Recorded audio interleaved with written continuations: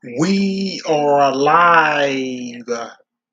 Need to much talk about the AEW Rampage and talk about WWE Friday Night SmackDown. So make sure you click those likes and make sure you subscribe to my channel so you know I had to go back and do it over again. And so hold up. And then either much about the releasing of Shane McMahon from the company. We're gonna talk about Ronda Rousey. She shows in Charlotte at SmackDown for her WWE champion. We are gonna get into all of that.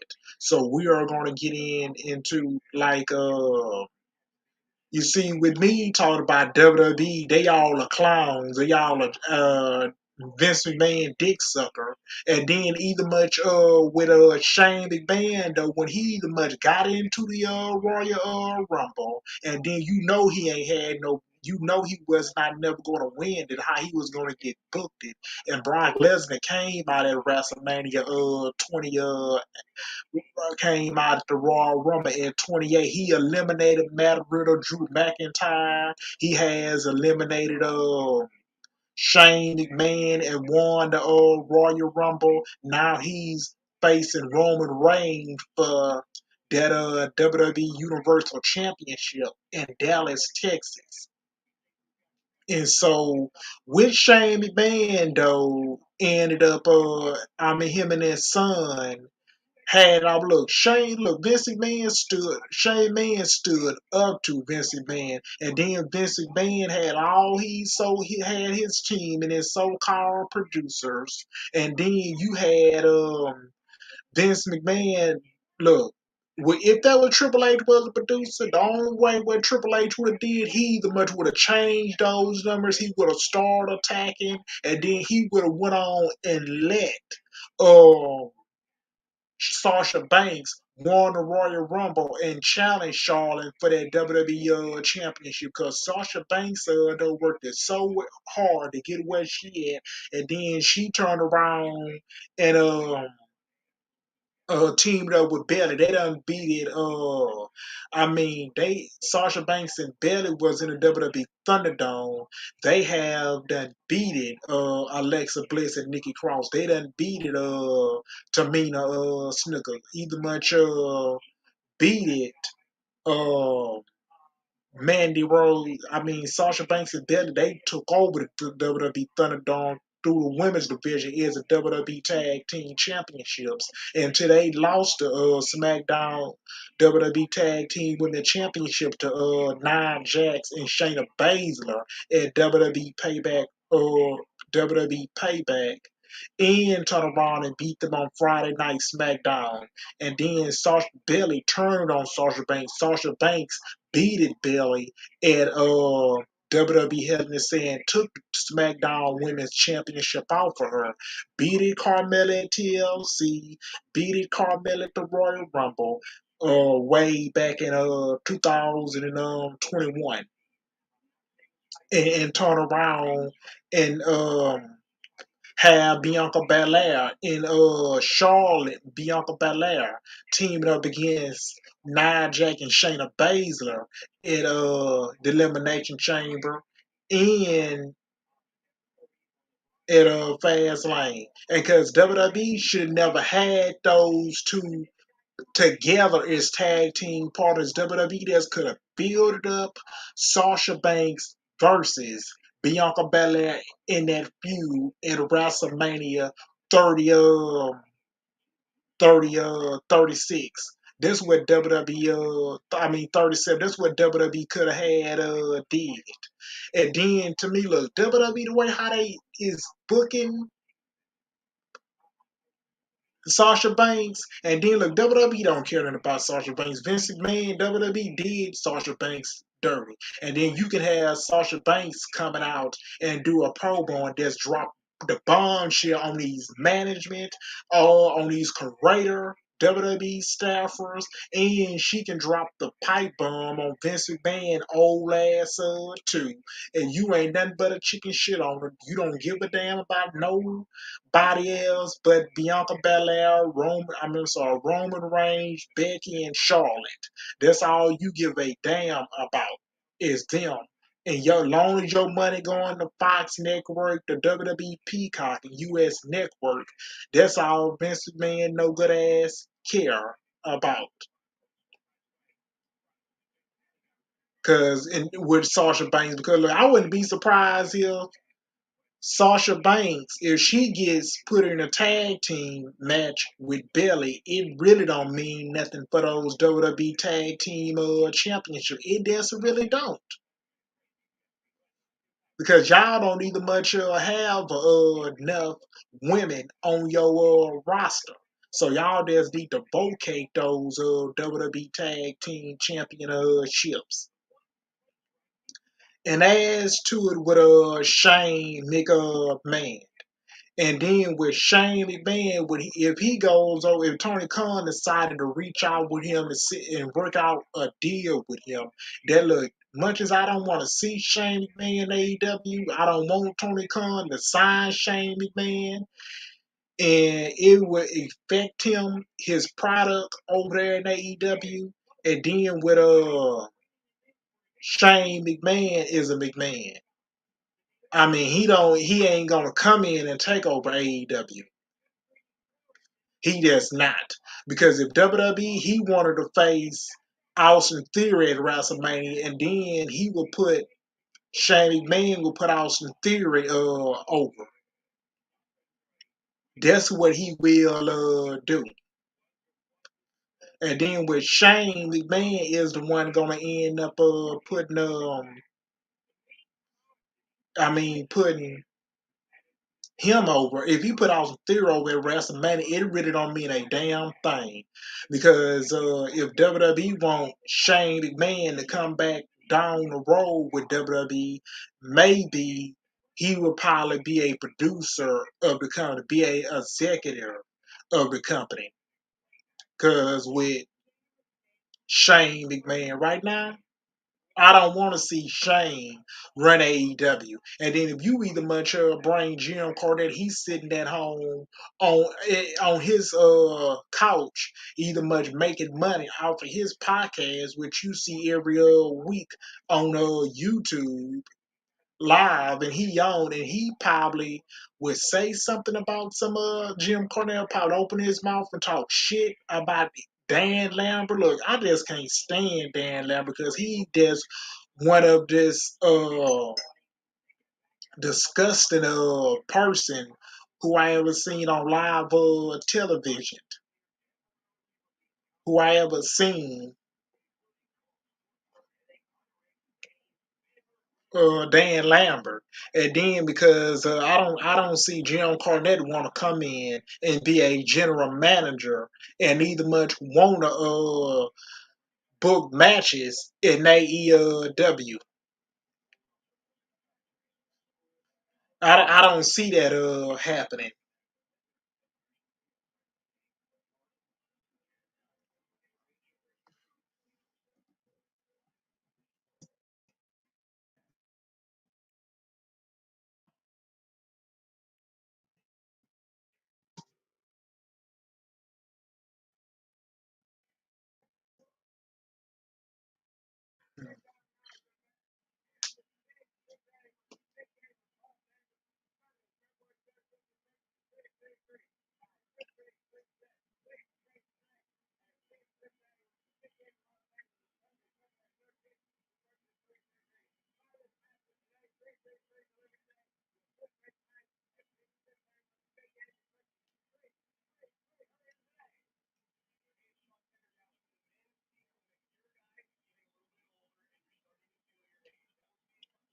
And then you either much had CM Punk losing. Look, it was that's a hell of a match between CM Punk and MJF.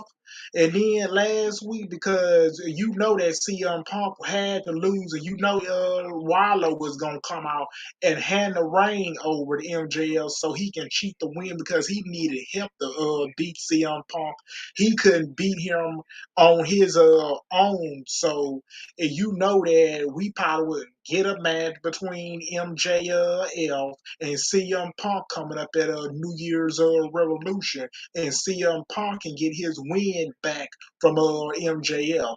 So how about we have Bryan Danielson come in and beat MJF, and that's the match what I want to see. And then with Tony Khan, look, Tony Khan is a very good businessman. He understands what he doing, understand how to do long term booking. Tony Khan is the one that understand how to do. No, he's the one that signed paychecks. He's the one that pays his promoters, pays his curator writers and his producers over there in AEW. Tony Khan though is a smart businessman. He understands how to do long term booking. And in AEW, Tony Khan either much understand how to book. Look what he's doing. He doesn't push the Jay Carter. She's 24 and oh in AEW because ain't nobody has not beat her. She has been undefeated for 2 years in that company.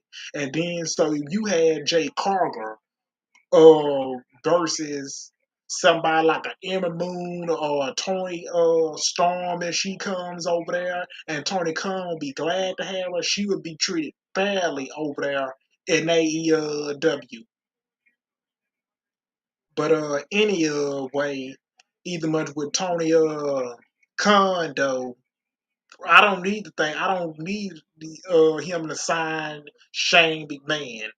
But the only name who I want Tony Khan to sign either much is Keith Lee because Keith Lee either much is a monster, and matter of fact, can congratulate him and his wife because Keith Lee is the one that who Triple H created down in NXT, and he did a good job pushing Keith Lee. This dude done beat it, Karen done turn around and beat it. Roderick Strong, Adam Cole, Kelly O'Reilly. He beat Kelly O'Reilly, Adam Cole, Bobby Fish down in NXT, Dominic Jacoby, Cameron Grimes, and Damian Priest is the North American champion. Then he challenged Adam Cole and beat him at the Great American Bash in July. And then Karen Cross was the one took the title off of him. And then and they call him up to the main roster, and they end up fucking and booking him as shitty on WWE. They done took him out of his gimmick, done put him into Bearcat, Keith Lee, and all that. Look, WWE could have just kept him the same way like Triple H used him, but Vince though turned around and changed him, and his dumb ass don't know what the fuck he doing. And then with Vince McMahon and Bruce have to be one of the worst creators on WWE television. And then everything what Triple H had put, he uh ended up burying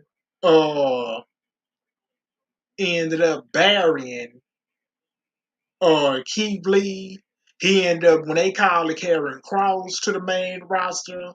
He's a badass. I mean, I seen him done beat Pete Dunne, beat Keith Dunne and Johnny Gargano and Finn Balor down in Santino Escobar and Adam Cole and all them, and then and lost the title to Samoa Joe and been to NXT for 2 years, and then they could have just would have made Karen Cross look like money on the WWE main roster because he is a hard in ring worker. He good in the ring as he is. I wouldn't be surprised if Tony Khan just reached it out to Karen Cross and signed a AEW multiple contracts. He would be working with John Moxley. He would be working with Kenny Omega, CM Punk, MJF, Adam Cole, Heyman Page, David Boy Alley, Christian Cage, Jungle Boy, Bryan Danielson. He would be getting put over by everybody in that company and get a shot at AEW World Heavyweight Champion. Tony Khan would book him very perfectly in AEW. And so Ember Moon, you know what Ember? I don't know what company is Ember Moon gonna end up with. Is gonna be with. So you have Ember Moon if she gets signed by Tony Khan, ended up getting signed by Tony Khan. She'll be, and then you go get Tony Storm. That women's division be much better. But then you know I had read up on it, so that WWE, they you look, Vince didn't know what to do with it. They wasn't giving Emma Moon a push on the main roster either. You could have had her did something with Bianca, Naomi, Sasha Banks. You could have had her did something with Belly. You could, but she was the one beating her at SummerSlam, and Belly retained her WWE championship. You could have had her do something. They could have gave her a push on the main roster and WWE releasing people. That's the reason why you have Charlotte don't give a damn. She ain't trying to put nobody over but herself. Becky is the same way. You either much have Roman Reigns ain't trying to elevate nobody. He only cares about himself and his family. And everybody else can just get thrown up on the bus or get ran over by a car.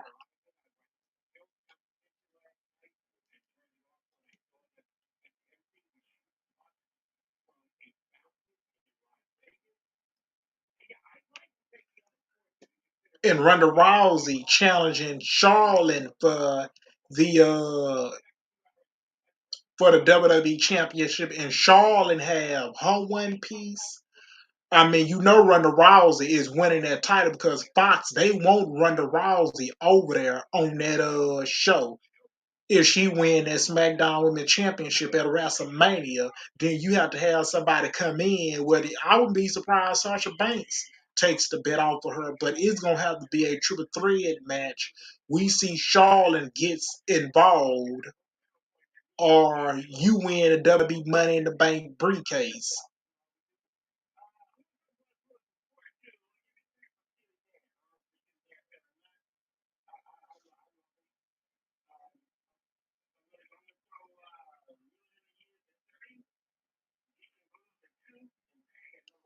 And let me get back to Shane McMahon once again.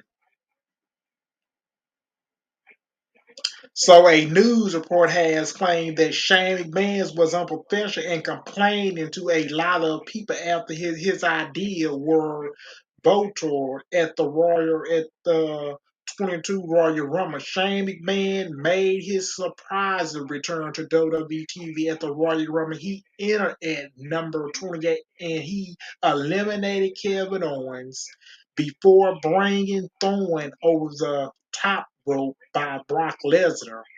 And after the event, report energy,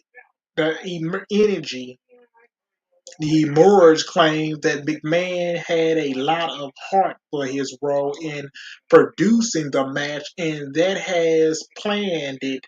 Matches at the Elimination Chamber at WrestleMania has had dropped. It was the confirmed on February the 2nd that he was out of WWE.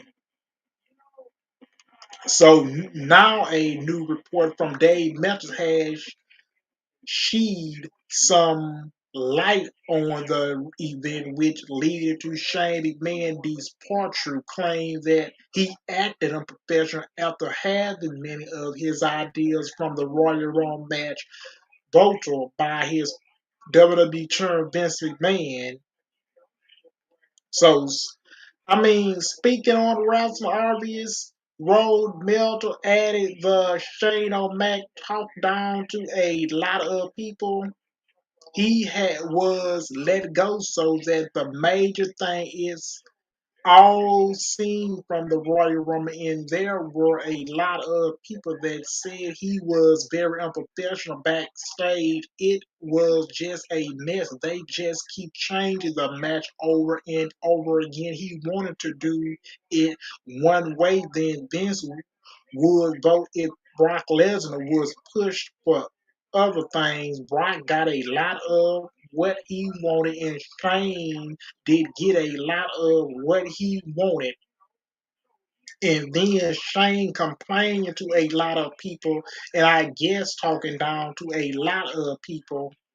And Melter on to confirm that McMahon was sent to have a feud with Seth Rollins, that he was fighting for him to be in the Royal Rumble, something that went vetoed by Vince McMahon, and adding claims that Shane went mean to Cash without some theory were said to be untrue. And then, added Mel to explain that Shane doesn't hold any office title with the company, and was only under contract as a talent. He and was only under contract as a talent. He finished by confirming that big man has never been disclosed, that he appointed who would eventually took over the company. So Shane had a lot of different roles in his WWE career. He has first on scene role was a rep named Shane Steve, since he has father Vince didn't want people to know it was his son in the lot 1980, early 1990s and 98. He becoming a regular on screen character. Then he started wrestle in 1999 and wrestled consistently for the next decade. So in 2009, Shane left the WWE to pressure other businesses. Internet Shane returned ahead of WrestleMania 32 in 2016 and had in a Hell in a Cell match with the Undertaker on the show. When WWE did other brand splits in 2016, Shane becoming the commissioner of SmackDown and remained a key figure in the storyline for 7 years. Other than the Royal Rumble approach, this past weekend, Shane last match in WWE ring was at WrestleMania 37 last year, when Braun Strowman definitely him in the cage, defeated him in the cage, steel cage. So look, if WWE wants Shane McMahon to come back somewhere down the road, they will receive his services.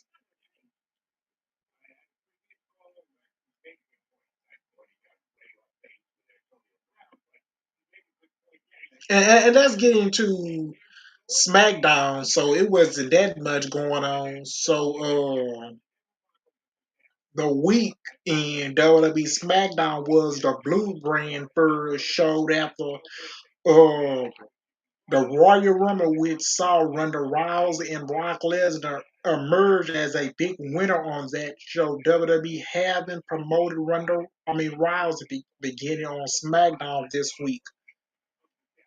This show began with a video recap the Royal Rumble stir for Brock Lesnar when Roman Reigns and Paul Heyman costing him the WWE title again. Brock Lesnar, who is the new WWE champion, led that night. Lesnar entered the Royal Rumble match at 30 and won the Rumble match. Lesnar made it clear he was going after Roman Reigns for the Universal title at WrestleMania. So from Paycom Center in Oklahoma City is SmackDown for episode 117. 72 followed. So the Universal Champion, the Tribal Chief Roman Reigns, made his entrance with this champion, along with the Wise Man Special Counsel Paul Heyman back in the mix, along with the Usos, where are the SmackDown Tag Team, the SmackDown Commercial Team. After Michael Cole, Pat McAfee were on head to call the action. McAfee sucked it up to range as the Universal, which is always funny. All videos and reclipping Roman Universal title defending against Seth Rollins. When Reigns realized he couldn't beat Rollins, he held onto the gasoline choke too long on pro pressure so that he couldn't get disqualified. Reigns attacked Rollins with a steel chair after the match. Rollins won that match, but Reigns kept the title. So wait a minute, Roman Reigns, that the Usos stood in the ring with their title with Heyman by their side. Heyman said he's there to serve as a special counsel to your tribal chief, and the fans were booing him, wanting us to act normally. What really happened? Heyman said there was no pilots sources SCENARIO sourceness of conspiracy CONSPIRAC1 purposes done to make Brock Lesnar look foolish, but he doesn't look like a fool. Now Heyman said that the to justice TRAJECTORY to justice of those entering in destiny unfold in front of your very eyes. Heyman said on December the 17th, he hold the head of the table that he need to be protected from Brock Lesnar after Paul spending 20 years of his life with Brock Lesnar. Heyman said he got fired and got a Spider Superman punch from it, and he does deserve it. Heyman said he was out there like a employee, Oklahoma claps he leading to a booze, and then Heyman said he saw his moment when he got Lesnar to be in the figure five way to become the WWE champion. Heyman said everything was fine except this Heyman. Heyman said that the Lesnar wanted to do title versus title in a WrestleMania.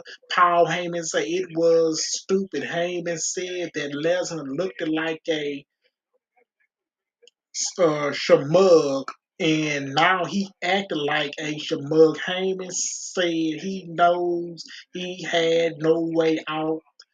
He was stick with a skate when farmer that went to take everyone to Suplex City. Heyman said that at the Royal Rumble, Ashley took Bobby to Suplex City. Then Roman Reigns showed that consequent that the GOAT, that Roman can always slay the beast. Heyman thought he spent his life in conducting Brock Lesnar and then unputting the champion and stopping him himself, saying he will never hear that again. Heyman said that when Reigns smacked the Lesnar in the face, Heyman realized he did need to protect Reigns. He need to protect Lesnar from Reigns. Heyman said that Reigns offered that head of forgiveness, they had of love, they had of family, they had of the bloodline, and the head of act normally.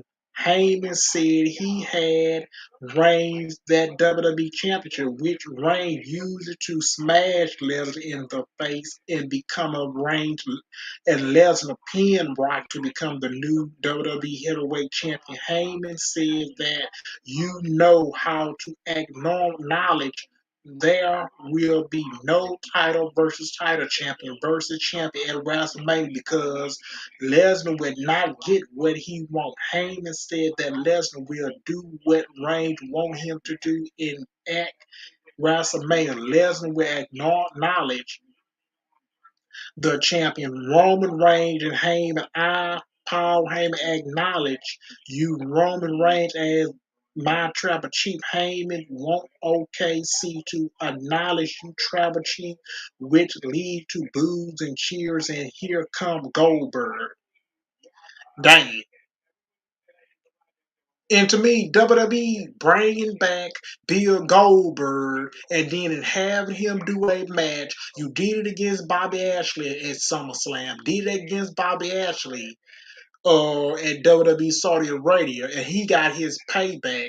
You did it against The Undertaker in Saudi Arabia. You did it against Bray Wyatt. Thank God it was a pandemic. Then you would have at WrestleMania 36 because we didn't get that match between Roman Reigns and Bill Goldberg. Now we in February in 2022, and you bringing this oldest 54 Bill Goldberg back. And look, hopefully, Roman Reigns is going to beat Bill Goldberg and retain his Universal Championship. We all know that. So he's walking out the elimination chamber as the Universal title. After that, Bill Goldberg don't need to be seen on TV no more. I like Bill Goldberg. I respect him, but he don't need to be seen on TV anymore. He don't need to come back for a WWE title match. He don't need to come back and help WWE with their product, their promotion, their WWE packages, WWE taping. He don't need to come back and do no match with nobody else. Queen Lay, she don't like him. Greg Mikework don't like him, and Phantasma TV, he don't like him. JD, the way how he talking, he don't like his ass either. Coming back, he just can come in the company and walk in and get him a WWE title shot when he get good and ready. Look, Roman leaving with that title. So Goldberg told Roman that he acknowledged him as his next victim. The fan cheer Goldberg. You mean the elimination chamber for the Universal you mean the elimination chamber for the Universal Champion. You next that was if Cole noted it was going to happen at WrestleMania 2 years ago, but it never took place. The fan cheered at Goldberg as the music played and the bloodline left the ring. I thought Heyman promos was great. Heyman explained that there wasn't any ELA BORAT exploded plans for the Reigns and Heyman to work together again. Heyman claimed that it's happened because it was the right moment in the stipulation. It should be noticed that Heyman said title versus title is not going to happen at WrestleMania. It's just something to say now, 2 months before WrestleMania, as we posted on uh, TJR Wrestling early on Friday. The reports from the Wrestle RBS report that WWE is planning on Reigns versus Lesnar as title versus title match. So Lesnar probably going to win that WWE title in the elimination chamber match. The elimination chamber PL Platinum Live event as for Goldberg that was also reported with WWE waiting to use the Hall of Fame for the yet other show in Saudi Arabia will be the first ever Reigns and Goldberg match. So it does feel big in the sense all through it obvious Reign is going to win.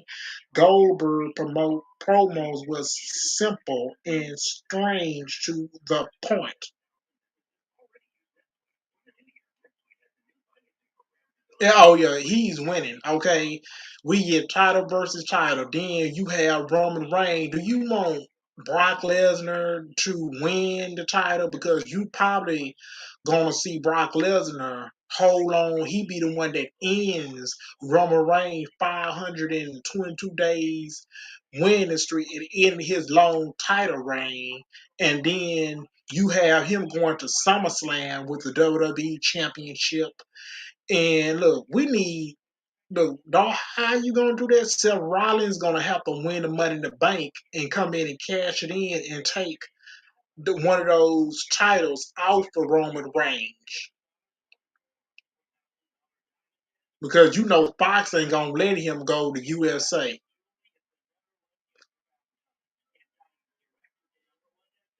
And we get Ricochet versus Cesaro and Red Hollins. Hollins was a body slam followed by hard with the turnbuckle. Hollins went for a body slam. Ricochet stripping out of it, sending Hollins to the floor. Ricochet went for a side kick on the floor. Hollins changed him in SPU is spin him face first into the ring. Abram Hollins sent Ricochet into the ring. Ricochet hit the card double knee to the face of Hollins for the pinfall win, won after just 2 minutes. So that was a quick, it was just a way to have a bite of surprise finishes with Ricochet hitting the double knee finish that he uses sometimes. There was some yelling by Sheamus after the match. It looked like there will be a tag team match after a break.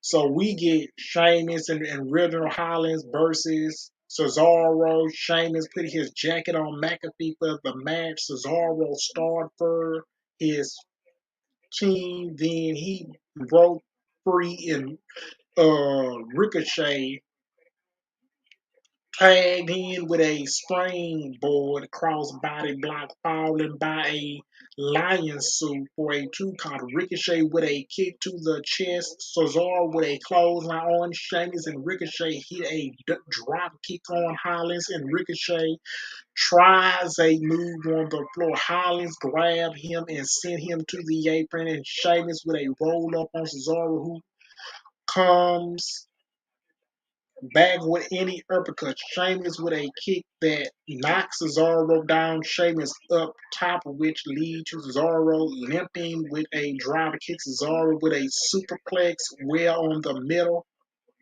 rope. Hollins made the blind tag and hit the North Great sit out power smack on Cesaro for the pinfall win after about 3 minutes in this match. I ain't give a fuck about that because a heel getting back after Hollins lost to Ricochet in the match. Before this bold match was short, they should have just done a tag team and give them more time. Instead, Cesaro and Ricochet are both underutilized.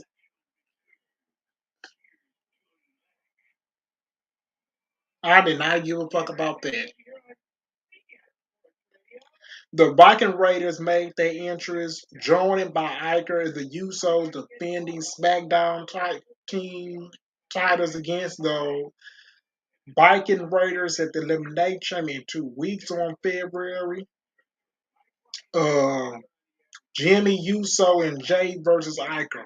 Iker with punches followed by a overhead suplex. Iker with a underraised slam on Jimmy for a 2 count. Jimmy with a left. Iker broke free and he hit a knee to the face with a loud leg slap. Jay into the ring and to disrupt Iker with after slapped Jay into the ring and disrupted Ivory with after Jay, who moved it and Ivory hit the floor. Jimmy slapped it out of it. A move and Jimmy hit a super kick and Jimmy went up top to hit the Uso splash with Jimmy hitting a figure in the air for the pin win after 2 minutes. So it was other short matches on this show was Jimmy picked up the quick win. Iker got a bite off the offense and signal like disrupted from Jay give Jimmy a chance to come back and Jimmy got the win. Look, didn't care because WWE ain't gonna never give the Viking Raiders a WWE tag team title shot. It ain't no way they ain't winning that belt at the Elimination Chamber.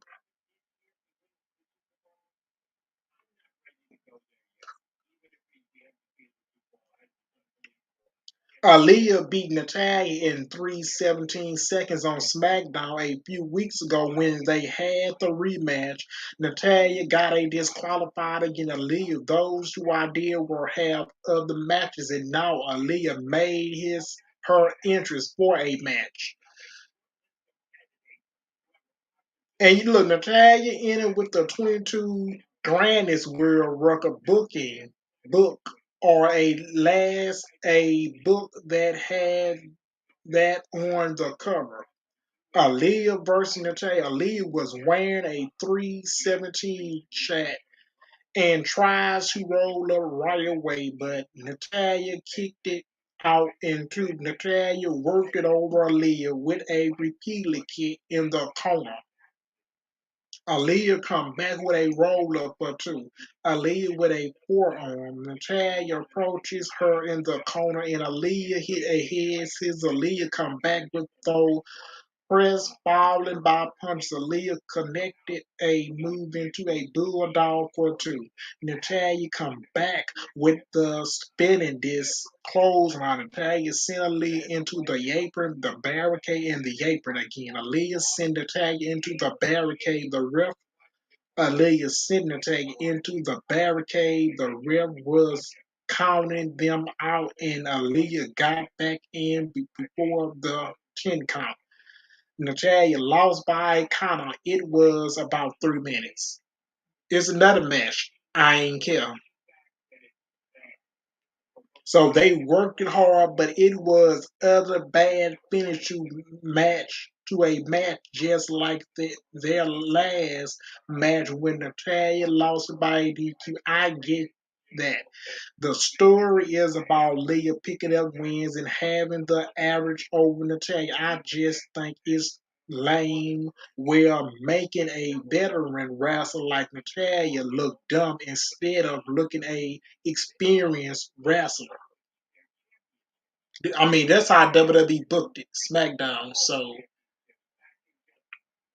Saucy Blackheart was backstage looking at something on her phone. Drew Gulak went up to her, then the camera panning over to the show. Drew McIntyre was at his sword. Drew was up next.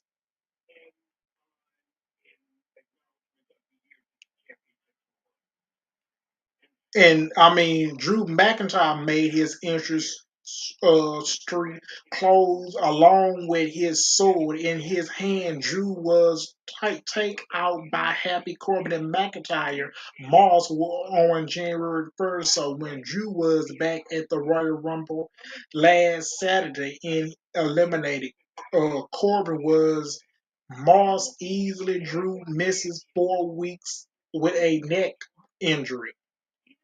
Drew said it feel damn good to be back. Drew said that he may have since the headline that Drew was out for a long time, needed surgery for was not coming back. Drew said a doctor told him he not making the Royal Rumble or WrestleMania, so Drew told him to kiss his ass. Drew said he had to a real 3 times a day. He worked it hard and he is back. Drew said he coming back to face off against Brock Lesnar. Brock got one over him, so now they even and they can go back to the down the road. Drew moderate Corbin and Moss. So here they interrupted. Happy Corbin approach saying by some uh Morris, Drew eliminated Corbin and Moss, and Corbin asked if it was worth it to have Brock Lesnar throw him out like a bag of garbage. Corbin said Drew is not going to WrestleMania, so he failed, and Moss tried to attack Drew from behind, but Drew hold his sword up. Drew asked Moss to tell a funny joke. Moss tried in Oklahoma, joked it, so Drew cut him off, saying he want to hear a joke.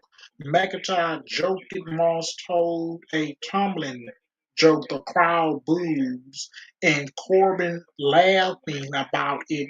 Drew laughing about it, sword casely. And then Drew give Moss a Claymore kick. The crowd loved that. Drew told Corey he making his life a hell every single week. With Drew adding this is just the beginning. Drew pointed his sword at Corbin.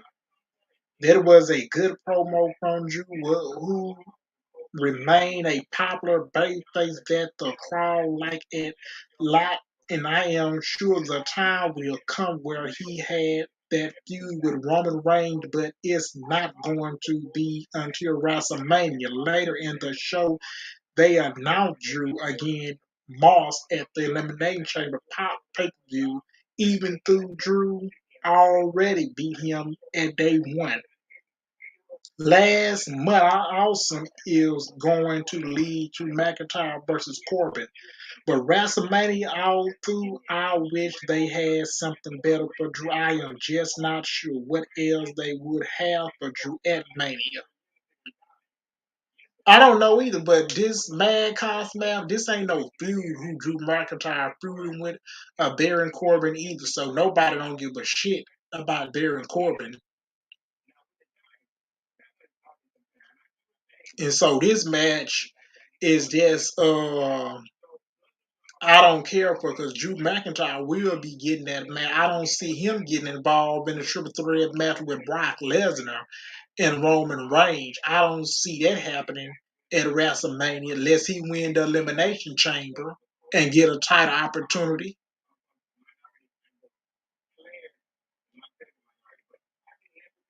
And we get a clip, and a clip was shown from last Tuesday in Los Angeles where Sami Zayn was on the red carpet for the Jackass for Every Move promoted. Johnny Knox and his friends kicked Sami out, saying he was asked not to come. Knoxville had a keys that he used it to make Zayn back any way. Zayn was escorted out of there. So Sami Zayn was in the office. Office was Adam Pearce and Sonya Deville. Sami asked when he going to get the Intercontinental Championship match against Shinsuke Nakamura that he's arrowed 2 months ago. Sonya served guest. The match should happen next week. Sammy said he's just got elected this post week, and then Pierce said they can do it 2 weeks on February 18th. Pierce wondering if they should invite Johnny Knoxville. Sammy didn't like that, and left. Natalia showed up asking for other matches against Aaliyah next week. Is pinfall or submission? Only Sonya said that's fine, so it's on next week. Well, I don't give a damn about Sami Zayn. I don't like Sammy. Don't like Sonya Deville. Is running the gym. She just a bruising her power any damn fucking way she want to. So, and she need to be removed from that.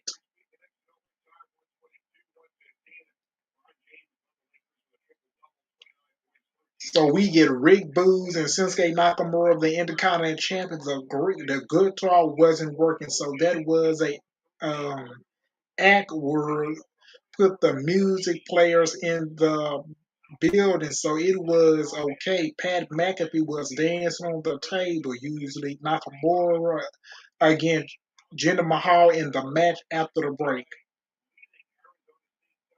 So Jinder Mahal in it with Shinsuke by his side, do they know when Vera will arrive on Raw? Don't know. I think the creative team know. So Sami Zayn made his way to the ringside since he challenged Nakamura for the IC title in 2 weeks. So Zayn was on commentary.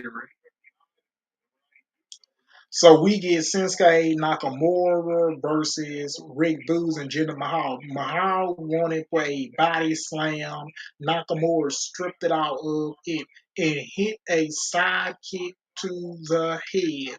So Nakamura charging set up Mahal into the ropes.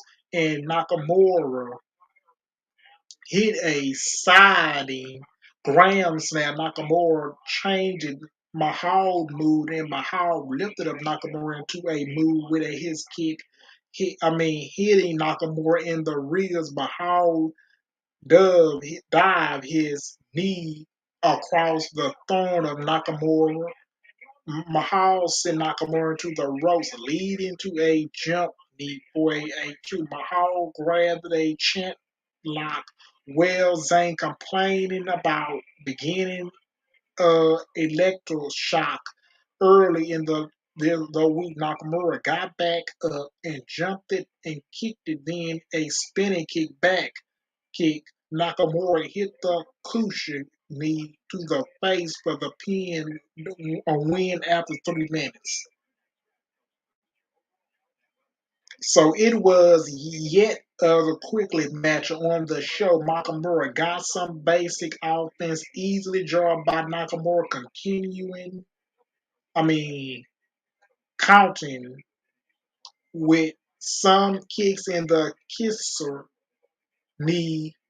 Got the knee win after expected again. A guy like Mahal is not pushed it at all. I just didn't care. I just didn't give a fuck about the match. It don't mean shit.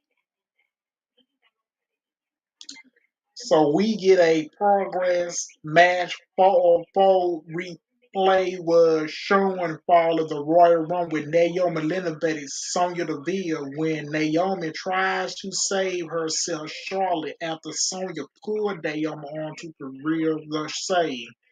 Naomi walked up to WWE Pitch Adam Pearce, and Sonya Deville and Naomi wanted Sonya to meet her in the ring in 5 minutes. Naomi challenged her to a match next week, with Sonya telling Naomi she has a match next week against Charlotte for the SmackDown Women's Championship. Naomi, I don't believe it.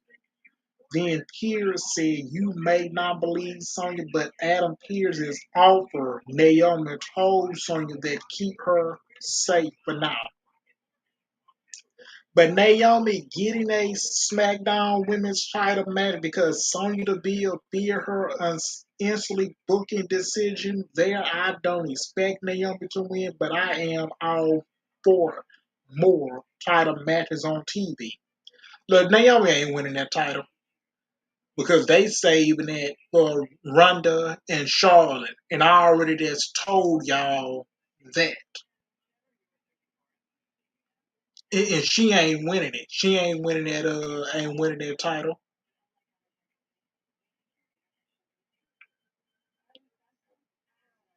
And WWE showed a video package ad showing Goldberg career highlights going through his WCW rising in the late 1990s all the way to the Rinse WWE run. So the New Day, Big E, and Kofi Kingston made the entry. Big E was moved to SmackDown without explaining they don't move anybody to Raw, yet to continue they may not move anybody. I mean, look, the way how they did Big E is a WWE Championship, man. Um, they just did Big E dirty, and they should have never. They could have had Big E build up for the past 4 months and let him drop it into WWE Summer Slam, and they just fucked it over him.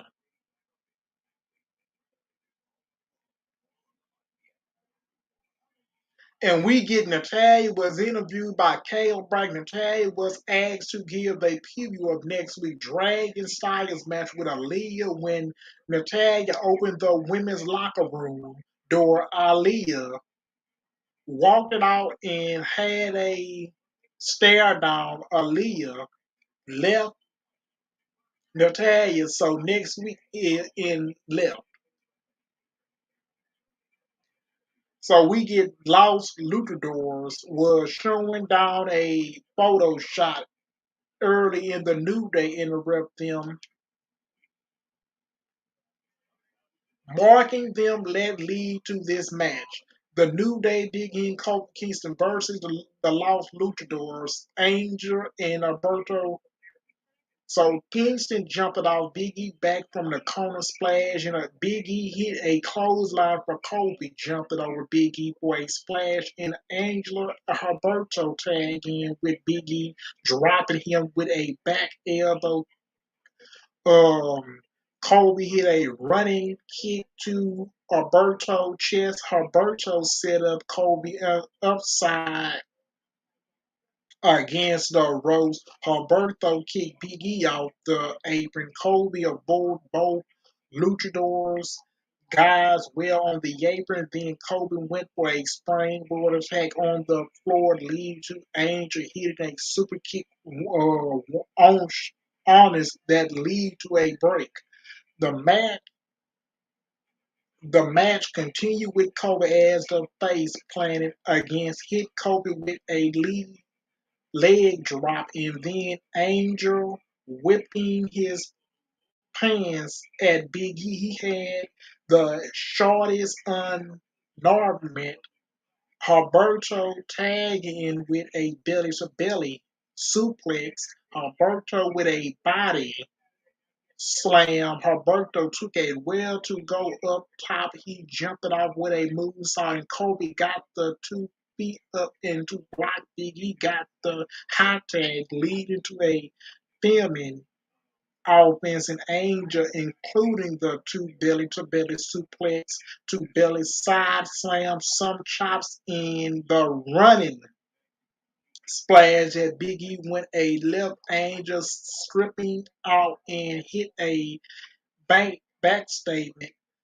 Double knee to the back. Big E hit a raging slam. Big E held Angel up and Kobe jumping off the rope with a bulldog for a 2 count because Herberto made the save. Big E went for a spear. Herberto moved and Herberto jumping onto Big E on the floor.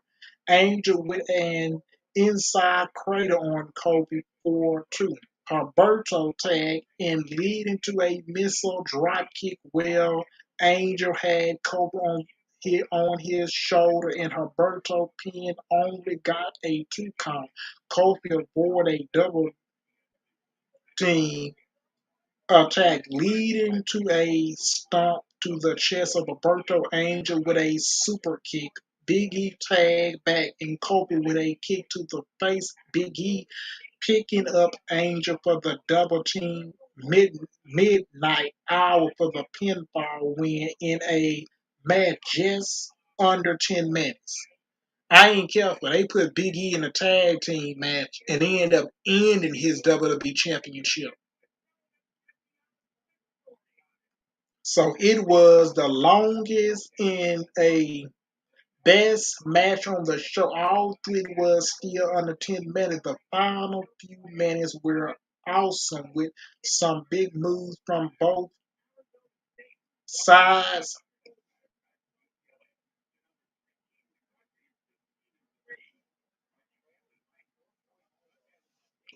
Hmm. From I said from both sides, even luchadors got a couple of near falls. They're all double. So anybody watches to that New Day would lose. It wasn't a match to avoid a story or anything like that. It was just a way to give a New Day other wins. This show really need a good match like that. I don't know what New Day go for him. They probably would be the one that get a match at WrestleMania against the Usos. Because WWE don't have no other tag team on that show.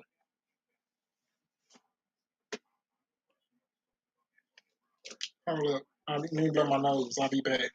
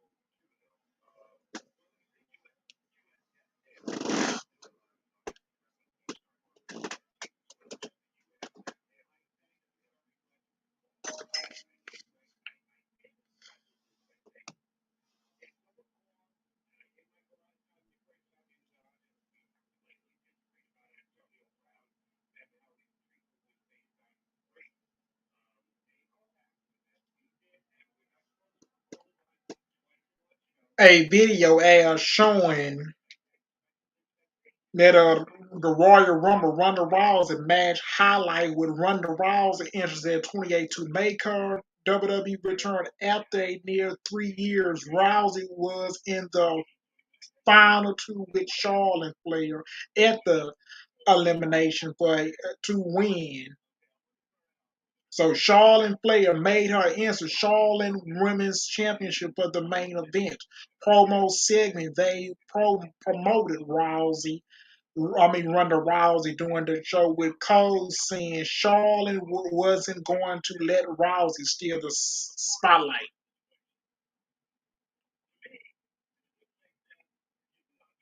So Charlotte Flair was in the ring wearing her SmackDown Women's title. Sonya Deville and WWE officers was in the ring saying that Becky Lynch expected Ronda Rousey chose Lynch to face for the Raw Women's title at WrestleMania. The main Charlotte will need to choose an opportunity. Charlene said she's not surprised that Ronda chose Becky because Charlene has been on top since 2015, become the most dominant champion in WWE. Charlene talked about how Ronda has been playing video games from and she had a baby. Charlotte congratulated Ronda while saying she will be worried for Rousey if she don't choose Becky because Mama versus Mama is an L's route. Charlotte says she never been more fast, stronger, and more confident in herself. Well, Charlotte and she then the main event of WrestleMania. Charlotte said if Ronda want to choose Becky, she can. Go ahead. Charlotte say she had to pick her opportunity for WrestleMania, and she picked this Sasha Banks and Charlotte. She wished Sasha was there to thank Charlotte for the opportunity. Charlotte told Becky it will be the best and worst day of her life. We're adding that she had a contract waiting for her. And wait a minute, let me tell you something right now. With the Ronda Rousey, she hate the WWE fan base. She really hate and Ronda Rousey do not like the WWE fan base. Why the fuck you think she there for? Because it's Charlotte. wins the WWE Championship. You already know it. Charlotte wins the WWE. I mean, Ronda Rousey is beating Becky. Ronda Rousey is beating Charlotte at WrestleMania for that WWE champ. Don't you think you know? Because Fox, they want her on that show. And so who's going to take the title off of her? Because either much, I guess we go with Bianca Belair versus Becky Lynch for the WWE Raw Women's Championship. That's who we need. I don't care if Asuka and Bayley come back. You can have them do something else. And Alexa Bliss, they don't need to be off in the WWE title picture. They just don't need to be there. I'm just telling you, they don't need to be there in the title picture. They really don't, because the only way how I even much have that coming down to, if they want to do Bianca, if Bianca Belair beats Becky for that Raw Women's title, that means that she gonna go on a long run, and you have Vince McMahon bitch ass, he ends up would kill that momentum and take the Raw Women's title off of Bianca, and then we get Ronda Rousey versus Becky at WrestleMania 39 in Los Angeles, California, in our hometown. And if Ronda beats Becky, so now Ronda got her win against Charlotte, and Ronda got her win against Becky. So, and hopefully she finally leaves WWE and retire.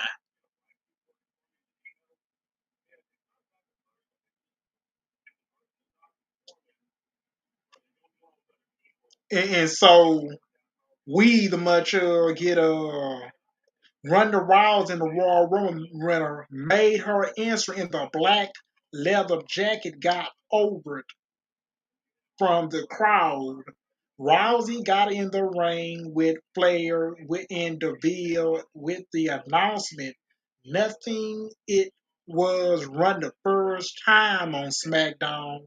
Rousey, and she won the Royal Rumble, so she get to choose her opportunity. Rousey noticed she uh followed halfway across the country into ice storm with her baby, and she didn't come for the chat. Rousey said she come to teach her baby from the family business of kicking ass, while adding the Charlotte is one of the maid that she owns owes a ass beating to the fans. We're chanting for Rousey.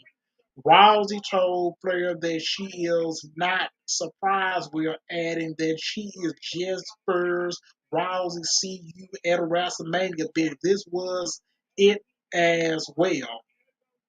Dropping the microphone from the stare down where Flair and Charlotte, where the opportunity is back in the main event of WrestleMania. And this Tyler is my baby, and she protested. Then you're the crowd let out in old wrestling from that short.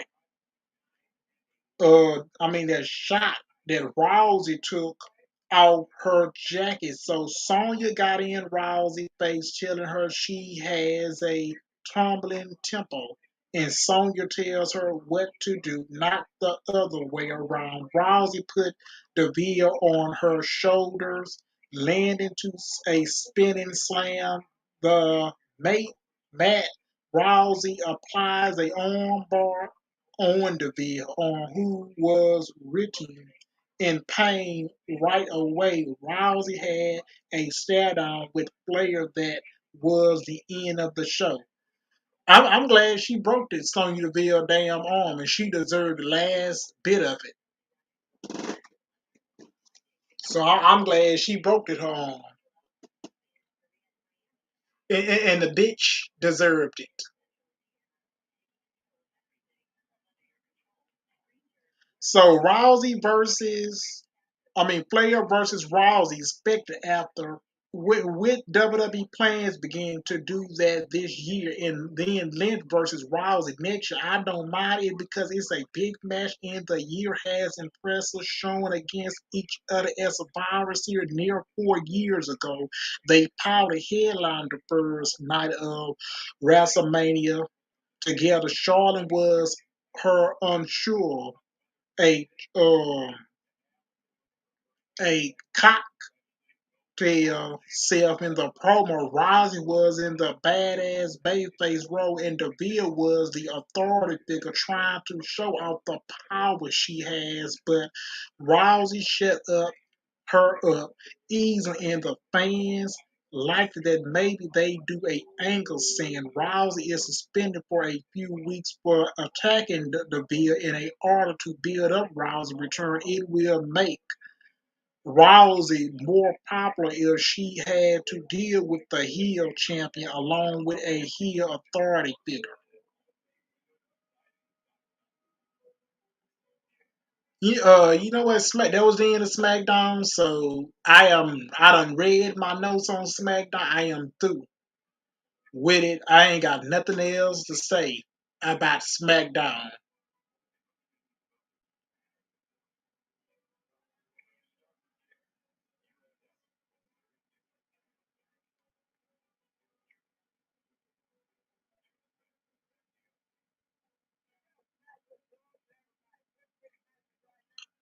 So we get into AEW Rampage review.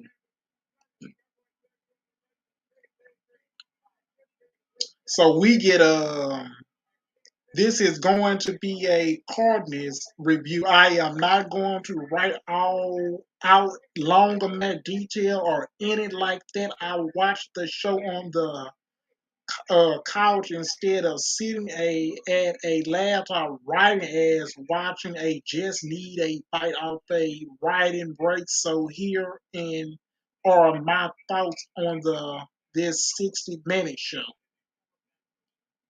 So this was AEW Rampage or Wintrue Arena in Chicago, Illinois. It was taped on Wednesday following on Twitter.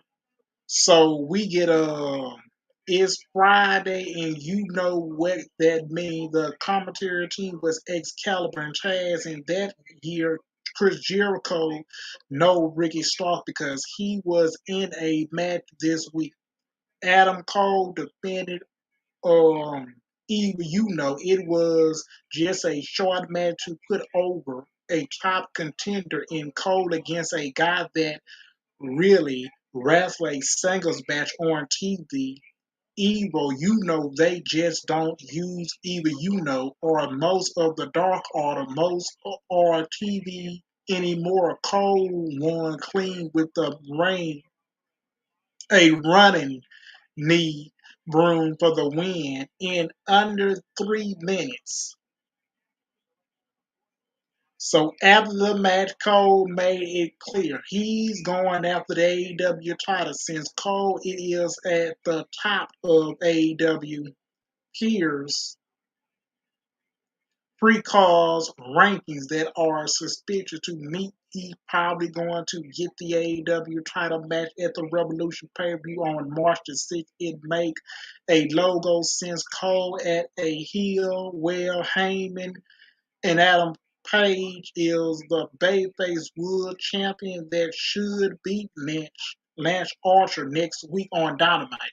I like the way how they booking Adam Cole, but him taking on Adam Heyman Page, I think Adam Heyman Page ain't losing that title. The only person who he should be losing the AEW World Heavyweight Champion to MJF. That's who he should be losing it to.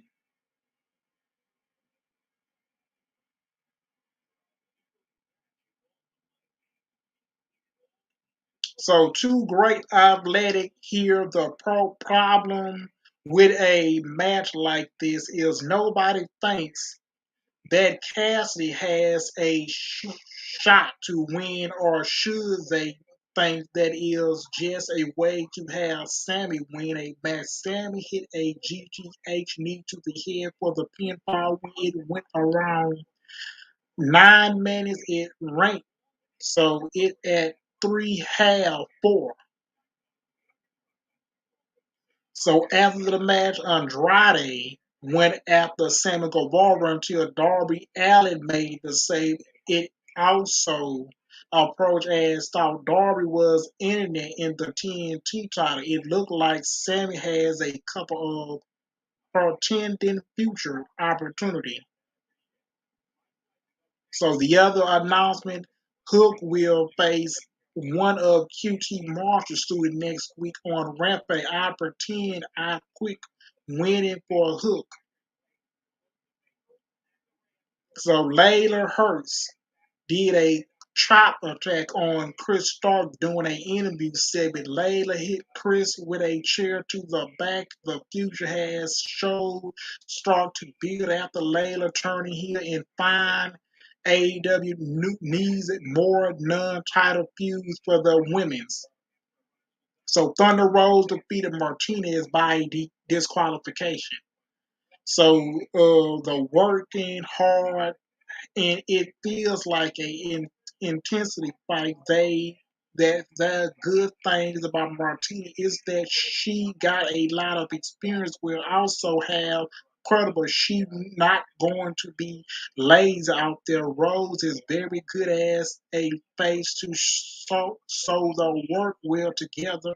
Martinez hit Rose with a steel pipe. She was disqualified. It one about 6 minutes. It's a 12-1.5 to that last time Tony Khan booked it a DQ finish, but he put himself over on Twitter for not doing this DQ finish.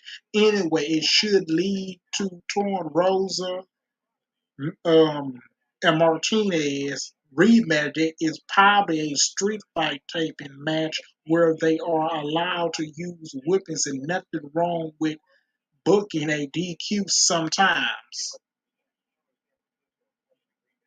So after Martinez was interviewed in a $5 bet breaker paid her to try to take out Rose, Baker took a shot at her friend Jimmy Haster from not beginning effectively in her role. It put over the story that Baker is afraid of Rose well, also teasing that Baker has a Haster split that should lead to a feud. I think Rose will beat Baker out the title and Revolution on March the 6th, if that the title match.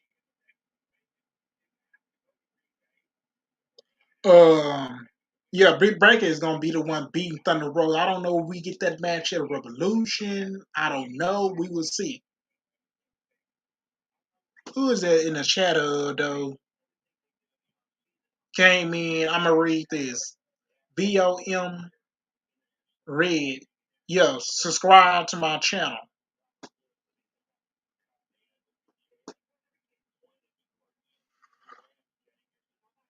So LTR champion Ricky Stark defeated Jay Lethal. This was the best match of the show for the last cover title in AEW title. Their guys working well together in a slim in size. There was some involvement outside the ring with Lethal missing a suicide dive on a powerhouse high. So then Dante Morton hit a impressive springboard drive onto Hobby. They got a couple for a near fall. After that, the finish was excellent.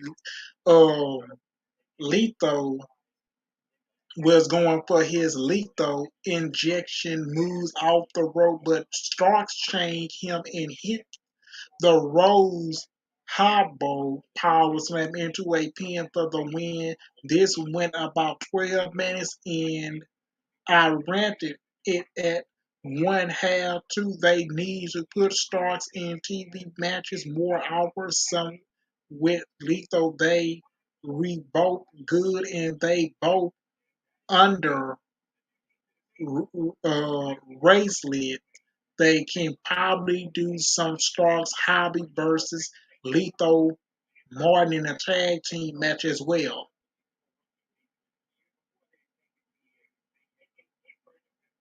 Well, yeah, because I said I'm looking at it after the show was in his AEW boss Tony Khan promoted a new wrestling start in AEW Dynamite next week.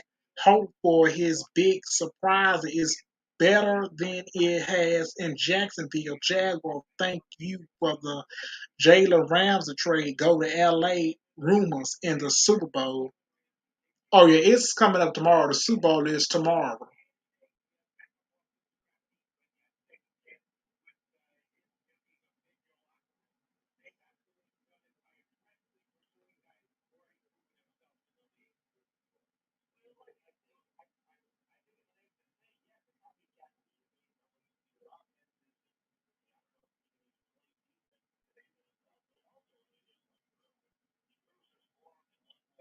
Mhm. I mean that's about it though. We don't went over SmackDown. We done talked about Shane, Tony Khan, and Goldberg. But Monday, I may end up taking me a day off. So I don't care what they do. I'm probably gonna watch Monday Night Raw, but I'm not getting on and review it. So good night.